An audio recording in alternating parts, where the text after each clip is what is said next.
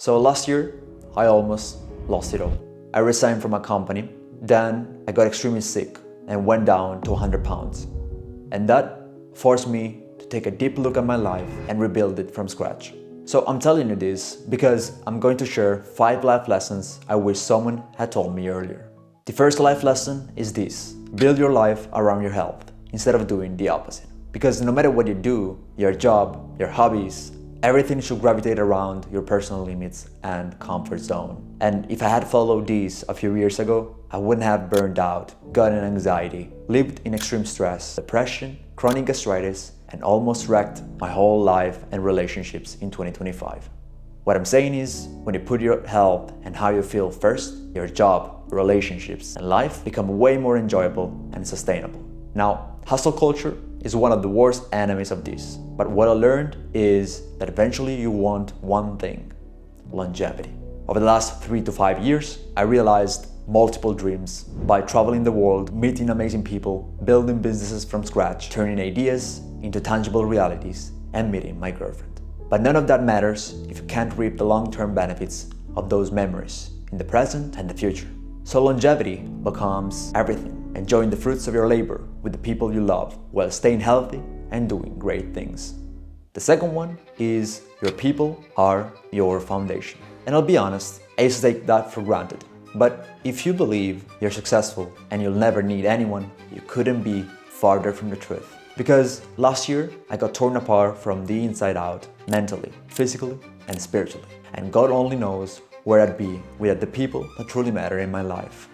So having generally good and caring human beings around you doesn't just make your journey more worthy, it gives you strength and confidence you didn't think you need until you do. That's why you should make attracting, manifesting good people a priority, because those individuals become stepping stones for your success for many years to come. The next one is prepare financially for potential life crises and emergencies. I'm not a financial advisor, but I can tell you one thing with absolute certainty: life is an unpredictable roller coaster, and it can turn into unpleasant financial burdens fast. And 2025 crippled my ability to lead, create, and work on anything but my health. So I would have probably fallen into debt if it wasn't for the way I've structured my finances for the last few years. What really helped me was having multiple bank accounts, and each one had a purpose. For me, it was one for daily spending, one emergency fund, one for monthly investing, and one for student loans. Now, I won't go into the percentages, but this structure saved me in a moment where most of my income depended on me, and I was unable to work whatsoever. And yeah, that was absolutely terrifying. Next life lesson is basics beat biohacking, because you have to nurture your body as if your life depended on it, because it quite literally does. For years, even though I watched my diet and ate healthy, I still spent a lot of money on super healthy groceries and biohacking supplements, thinking they'd boost the healing from the whole foods I was eating. And while I wasn't on the worst path, I was still far from what my body actually needed. Because the truth is, I was using healthy foods and supplements to compensate for stress, insomnia, and messed up working schedules that I forced my body and mind into.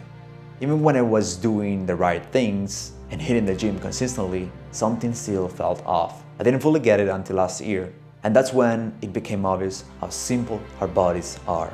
You can spend all your money on organic foods, spring water in glass bottles, and supplements from the most influential people out there, but none of that makes up for stable sleep, good stress management, healthy digestion, and routines your body can rely on.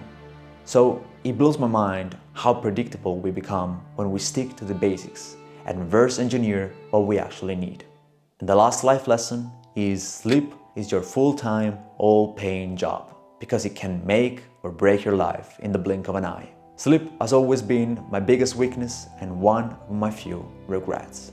And not too long ago, I thought sleeping more was wasting time that could be invested into learning, making money, and staying on the move. So I did every sleep bad habit known to mankind. I went from no sleep for multiple days, to sleeping 16 to 18 hours to catch up, to working night shifts for long stretches, to sleeping while my mind was problem-solving company dilemmas, and then waking up with no actual sleep and a few more problems solved that I could cheer myself up with.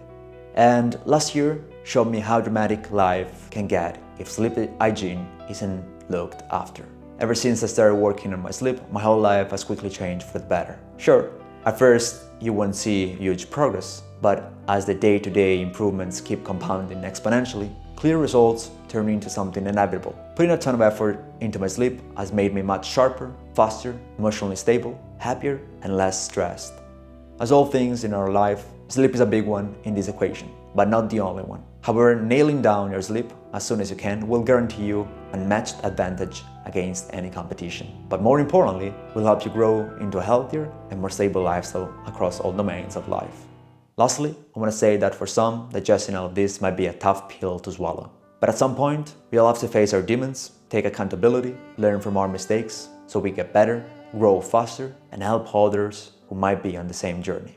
So I hope these life lessons are a valuable asset in your life, because I genuinely believe that by sticking to them, you'll set yourself up for more health, wealth, and abundance that you could dream of. Thank you for watching, and I'll see you in the next one.